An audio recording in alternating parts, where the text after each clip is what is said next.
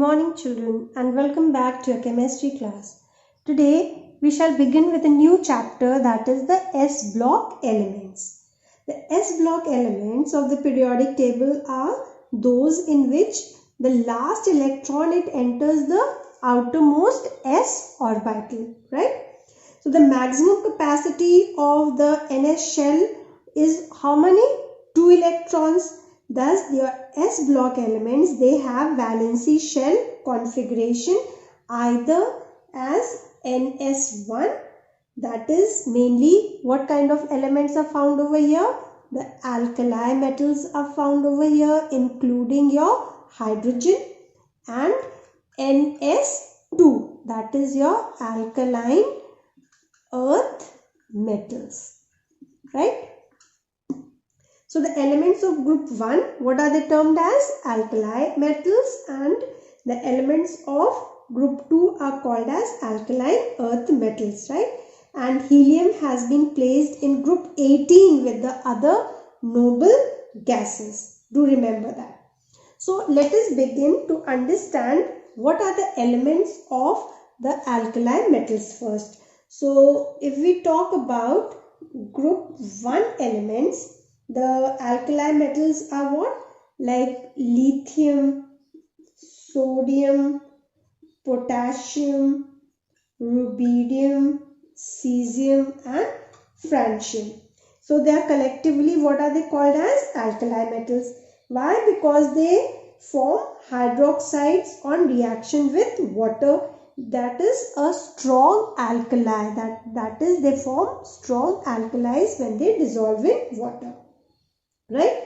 So among these alkali metals, sodium and potassium, they are the 6th and the 7th most abundant element by mass in the Earth's crust. Clear? And lithium, rubidium, cesium, they are rare elements. Francium, they are highly radioactive with its half-life of 21 minutes. So it does not actually occur appreciably in the nature. So we say that francium, it contains properties of radioactivity. So we do not consider it much when we talk about the other alkali metals. Clear?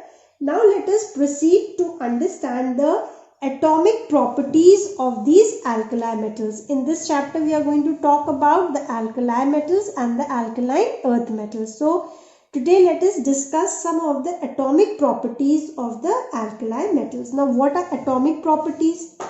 Like for example, electronic configuration, we should study the atomic radii, then ionization enthalpy, electronegativity. These are some of the atomic properties of the alkali metals, right? So to begin with, the first point that we are going to start off is your configuration. The first point that I am going to begin with is your electronic configuration, right? And that is why I wrote it down like this. So lithium, the atomic, let me write down the atomic number, then I'll explain it to you. Atomic number is 3, sodium is 11, potassium 19, rubidium is 37, cesium is 55 and your francium is 87. So before understanding the electronic configuration, first let us configure this. So how do we configure? It is 1s2, 2s1. What about sodium? Should I write down the condensed form of it? I am writing down the condensed form. I hope you know that. So this will be neon 3s1. For potassium, it should be argon 4s1. For rubidium, it is krypton 5s1. For cesium, it is xenon 6s1. And for francium, it is radon 7s1. So what did we see over here? That group 1 elements, they are called as S block elements. Why? Because if you see the last electron, it is present in the outermost S orbital, right, of the atom of each element. That is, the valence shell configuration of each element is how NS1. This is what I had told you, NS1.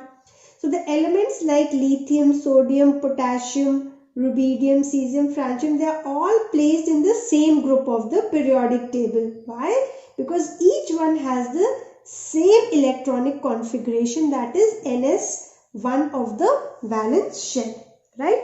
So over here the group 1 elements, they form oxides which interact with the water, and what do they form?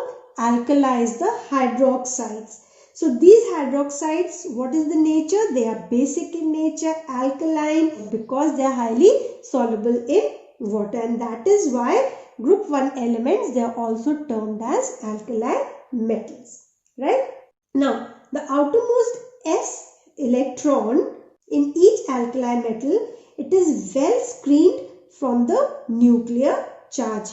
Because of the well screened NS1 electron, the alkali metals, they are ionized to produce a monovalent cation, right? They lose one electron and they form a monovalent cation. So this cation has the electronic structure like the nearest noble gas configuration. They just have to lose one electron and reach the nearest electronic configuration of the noble gases, and therefore they are also highly reactive, right?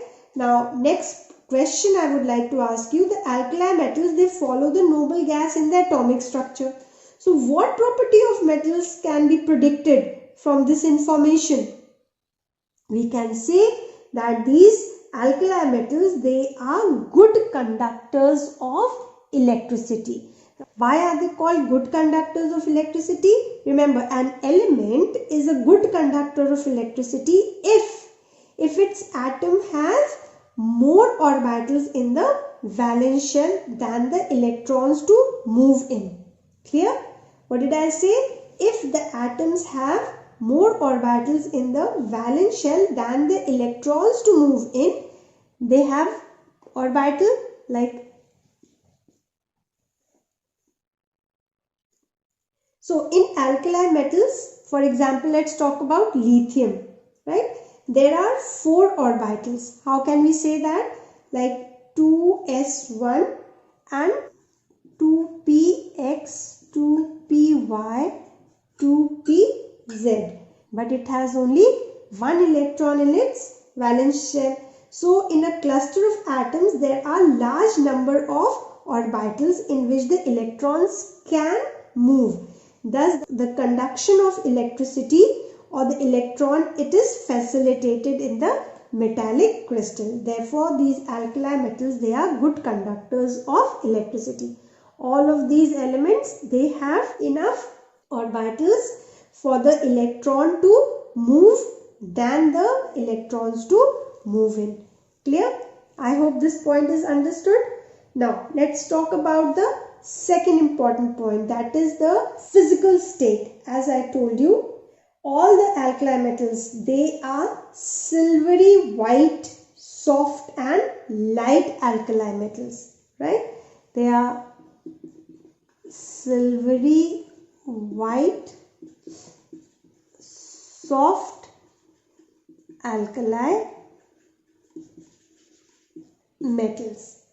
Due to the absence of strong metallic bonding, they are soft in nature, right? The strength of the metallic bond, it decreases with the increase in atomic number. Next point, we are going to talk about atomic and ionic radii. Let's talk about second point, that is atomic and ionic radii. So the alkali metal atoms, they have the largest size in the particular period of the periodic table. Why so? The monovalent ions, they are smaller than the parent ion. I hope you know this. Thus the atomic and the ionic radii of the alkali metals, they increase on moving down the group, and when they move across the period, what happens? The atomic size is decreasing. So where do you find the largest size of the elements? They are actually your alkali metals. Okay. So let me describe you about the size of the elements along the period and down the group. As we know that as we are going down the group, what is happening? The number of shells are increasing, right? And therefore the nuclear pull decreases, and hence we say that atomic size is increasing, therefore ionic radii increases, right? Now when we move from left to right, what is happening? The number of shell remains the same, but the nuclear pull increases because the nuclear charge is increasing, therefore the radii decreases. Atomic radii decreases means ionic radii is also decreasing. Clear? Next we talk about ionization enthalpy. Ionization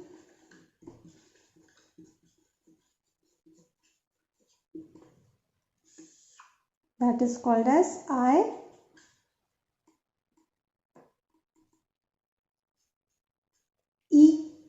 So alkali metals, they have lowest ionization energies or enthalpies in each period, and its value, it decreases as we go down the group from lithium to cesium, right? Now why does this happen? Because the atomic size is increasing, the nuclear charge remains the same, and the outermost electron is very well screened from the nuclear charge over here, and therefore we say that as we go down the group in the alkali metals, the ionization enthalpy, it decreases. I hope you know what is ionization enthalpy. So over here we can say that ionization enthalpy of lithium is more than sodium, more than potassium, then rubidium, and least is that of cesium. What is the reason? As I told you that there is a decrease in the ionization enthalpy due to the increase in the atomic size, right? And the shielding effect also from top to bottom in a group in the periodic table, right? Next point, due to ionization enthalpy, right? We need to understand, due to ionization enthalpy, the alkali metals, they are strong reducing agents, okay? They are strong reducing agents. Now an element, it is a strong reducing agent when? If it has a strong tendency to lose its valence electrons, right? And since as we go down, the ionization enthalpy is decreasing due to the increase in the number of shells, the tendency to lose electron increases, therefore we say that they show strong reducing nature. Clear? Now because of lower ionization enthalpy values, the alkali metals, they generally form ionic compounds with the electronegative elements. Okay? Form ionic compounds with electronegative elements, right? Next point, because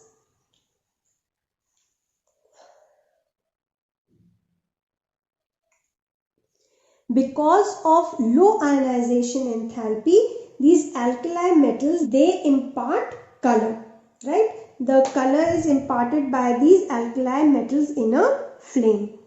They impart color to the flame. So these are few important points. Now what color do they impart to the flame? Let us understand this also over here.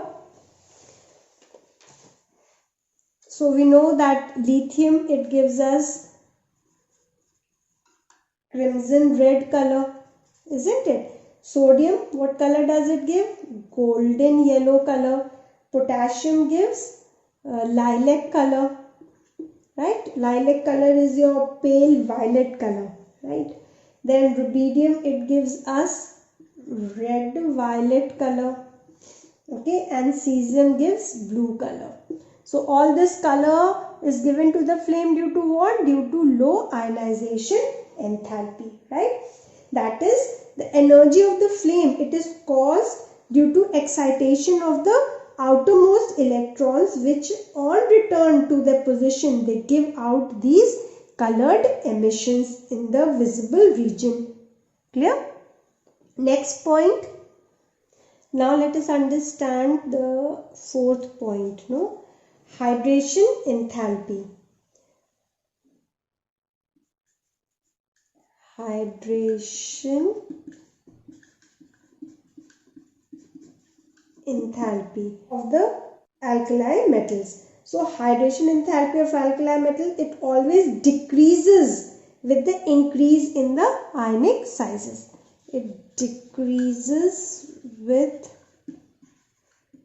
increase in ionic sizes, right?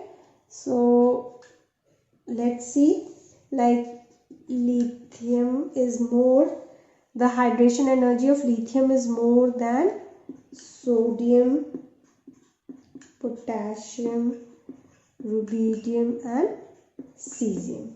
Clear? The decreasing trend of the hydration enthalpy, it follows like this. So this order of hydration enthalpy is due to why? Due to increasing ionic size. Okay. Now let's talk about some physical properties like melting and boiling points.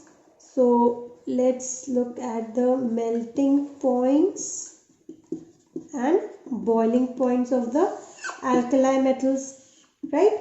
So the melting points of alkali metals, they always decrease as the atomic number increases, right? From where does it increase? From lithium to cesium. Remember this. And what do we know about the boiling point? This was the melting point, right? And boiling point of alkali metal, it decreases as the atomic number increases. So what did we understand about melting point and boiling point? Melting point, boiling point, they decrease as the atomic number increases from lithium to cesium, right?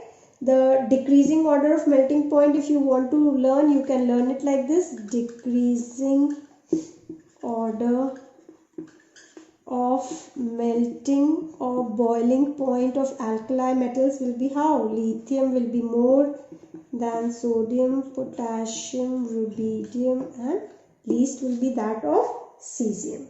Now I can ask you, why is the melting point of lithium higher than sodium? Right? So lithium atom is small than sodium atom. So the forces holding the lithium atom in its crystal, they are stronger than the forces that are holding the sodium atoms in the solid. Therefore, we say that lithium has more boiling point and more melting point, higher boiling and melting point than sodium. I hope this point is clear. Then we next come to the density. Let's talk about the density of the alkali metals. They have low density. Okay. Density, it gradually increases from lithium towards cesium. Generally the alkali metals, if we compare it with other elements, they have low density. But if we talk about the same group, then we know that the density increases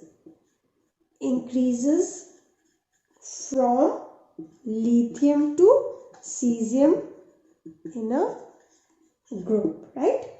And this can be said how? If you remember, several times I have told you, sodium, potassium, they are very soft metals. They can be cut with the knife, right?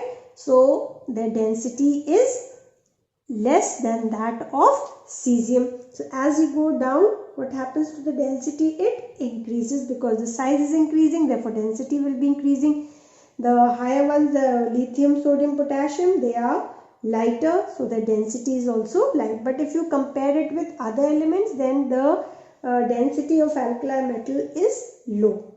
Then let's talk about the oxidation state.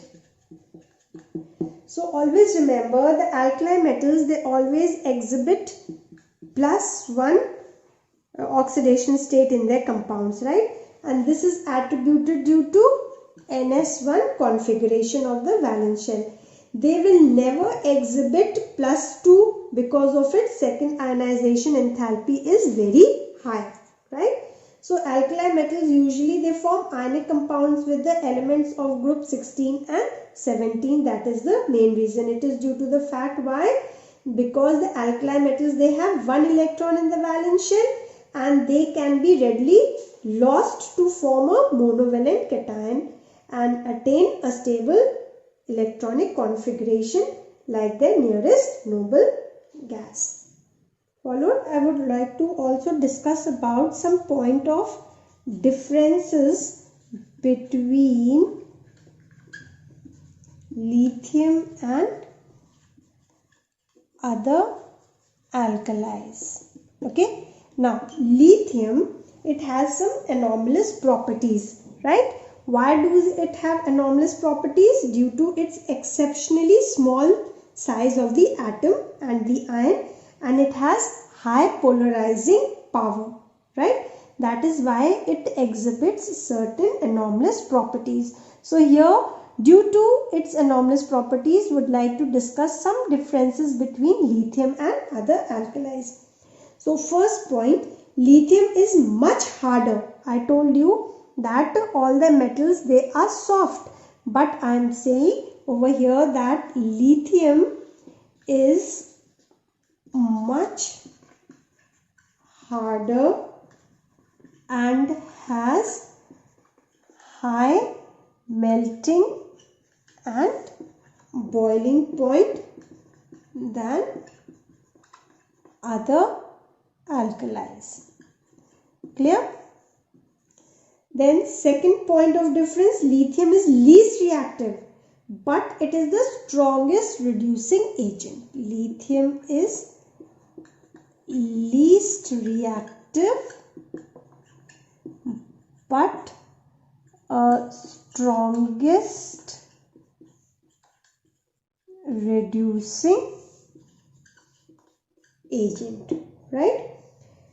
The next point, lithium, it is deliquescent and it crystallizes as hydrates, but other metals, alkali metals, they do not form any hydrates. Okay, so lithium is a deliquescent and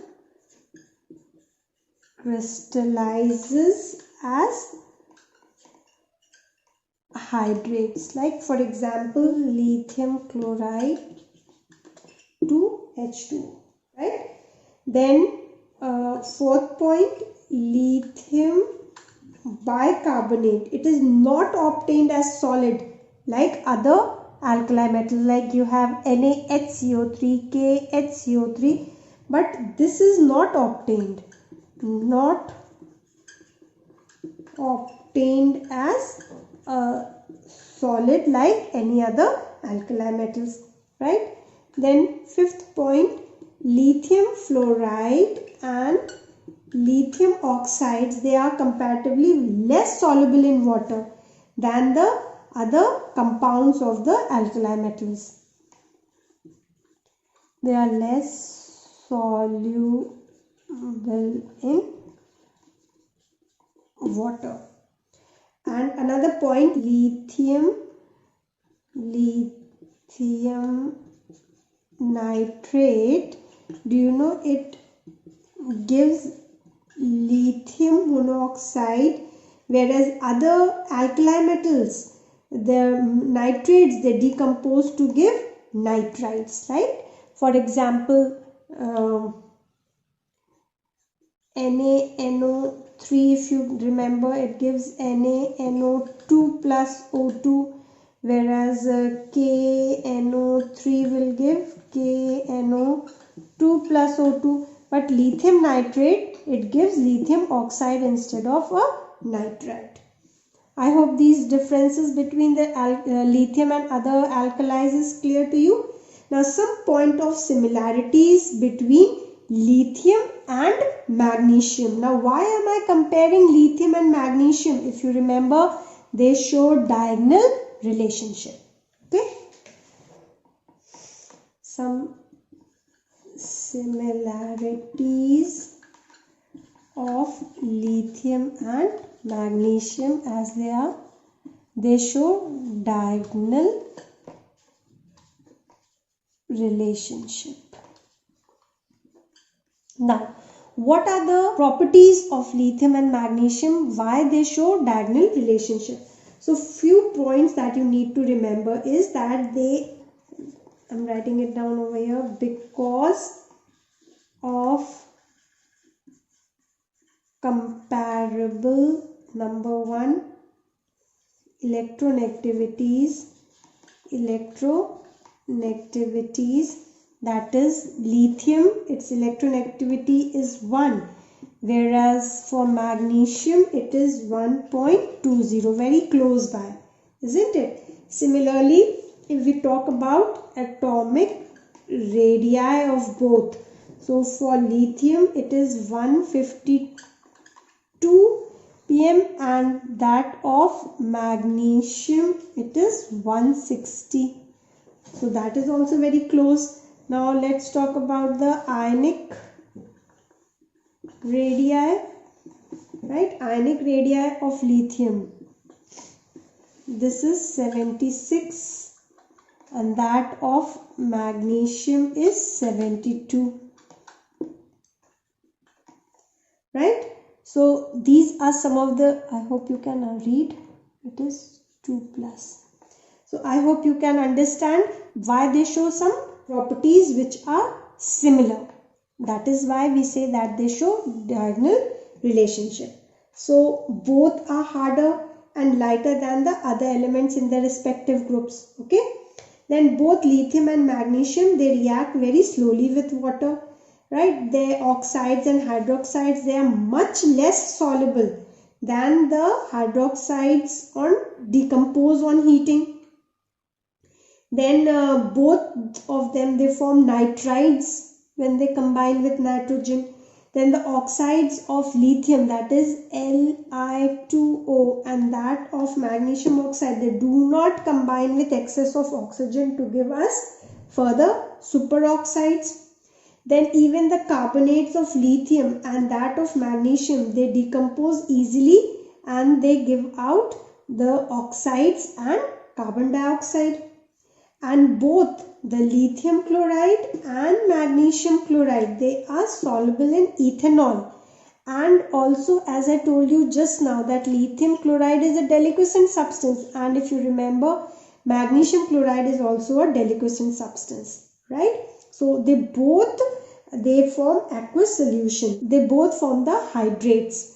How? If I remember just now, I wrote lithium hydride 2H2O. And for magnesium chloride, we write MgCl2.2H2O. So they both form the hydrates also.